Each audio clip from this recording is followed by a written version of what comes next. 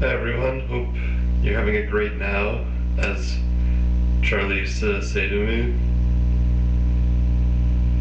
It's really that simple. Why don't we just enjoy this? And then we're just enjoying this. So, not a whole lot of need for any awakening into sort of a better future or anything, because that's the only relevance awakening has, is in time. So I want to awaken into sort of a permanent movement in time. So I want to be always be awake. It's not good enough to just recognize that I'm awake now. I need to have it carry over into a story sequence that includes me being awake at all times, so I don't lose it. I need to make sure I can't lose this awakening. So having it right now isn't good enough. It has to be a guarantee, sort of like an investment. There needs to be a guaranteed return and a guaranteed permanency about it. Like I'm making a long-term commitment, and so I put in all my effort now, and I hope that I'll be able to reap the rewards forever in my retirement. But what's wrong with just resting as this, without the need for even indulging that whole sequence? Do we even have to go there? That's the question.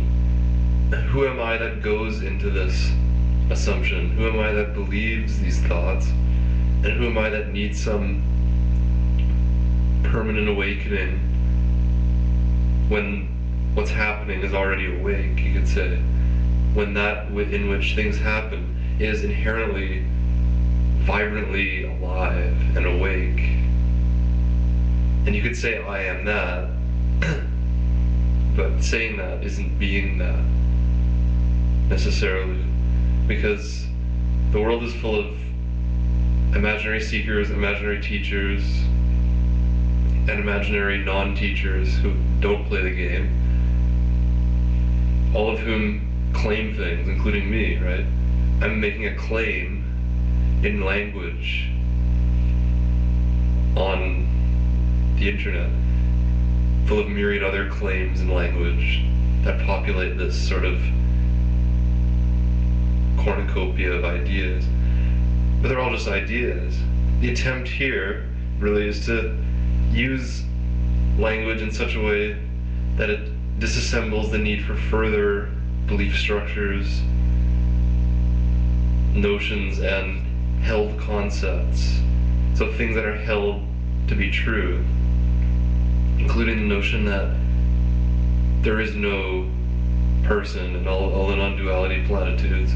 There is no one, I'm not here, there's no path or process. All those concepts that seem very nice, they sound nice because they seem to be other than the concepts we hold as people in the world. But really the whole point is to see what the bottom line is. In business, the bottom line is some kind of monetary thing, but in this sort of spiritual game that we play, we're trying to find the bottom line in terms of who we are. Something real. What's the real deal, the real sort of basis of life, of existence itself? And if we find a name for it, that's all we're going to find, is a thought, is a story that we tell ourselves to say, oh, okay, it's such and such, that I can now write a book about, publish it, sort of dress it up with certain other ideas and sell it, or not sell it, or be a charitable guy, and that will make me feel more special maybe. So I need to feel special somehow. I need to make myself into the thing that's the specialist, the most special in reality, because I really do feel like I'm a separate entity that has this gnawing sense that there's something wrong. So instead of looking into that and seeing that for what it is, the notion that, there's something wrong here, usually what happens is I opt into a story. So I jump into the notion that there's a separate me, a separate entity that needs something, all the while ignoring the awareness that cannot not shine as this conscious light, or whatever little spiel we put around it. It's going to be what it is. So this awareness exists, you could say, in its own terms. It doesn't cater to my ideas about what I think it might be, what it ought to be. The truth doesn't play my game. It just is what is. It just watches, you could say, as what's happening. It doesn't watch like a separate thing and here's what's happening. It is what's happening as it's happening. Seeing. It's a seeing that is what's happening. Nothing being everything, you might say. You might say that, but what good is saying that? What good is me saying that, really? If there's a sense that there's something wrong, then saying anything doesn't necessarily get to the root of that, or believing in any concept, or throwing away all concepts, or anything we can do, or any no thing we cannot do, or any of these little switcheroo things that we do in Advaita. None of them are real. It's all just a very convincing, subtle game that we dupe ourselves into playing because we think that there is a viable outcome to the game.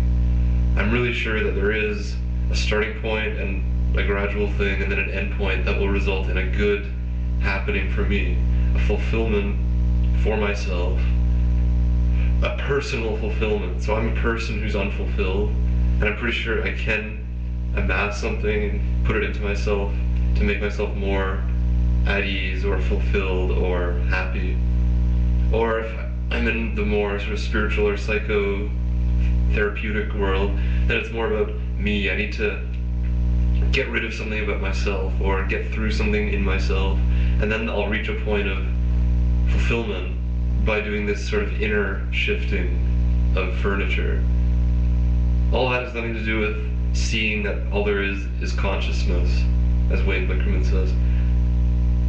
This one constant in which the notion of an outer world and an inner world just show up as one thing, though, not as these separate things, like an inner world of me here and this outer world of an objective world of circumstances for this actual subject to navigate in.